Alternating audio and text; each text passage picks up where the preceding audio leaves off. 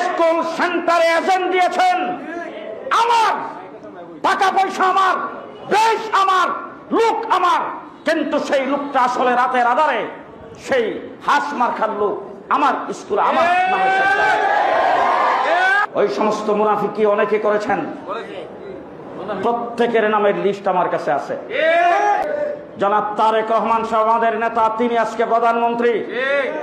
সুতরাং এইখানে আরেকজন এসে মাতবুরি করবেন, তিনি কারো বাড়ির সামনে দিয়ে যাবেন আর সেখানে স্লোগান দেবেন, সুখ পালন করার জন্য কালো বেশ ধারণ করে শহীদ মিনারে যাবেন, সেখানে কিসের মিছিল আর কিসের স্লোগান?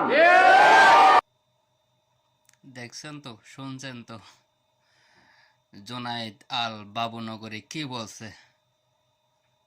জুনায়েদ আল বাবুনগরী মনে করছে বিএনপি সাপোর্ট করলেই জিতে যাম, এটা এভাবে হয়।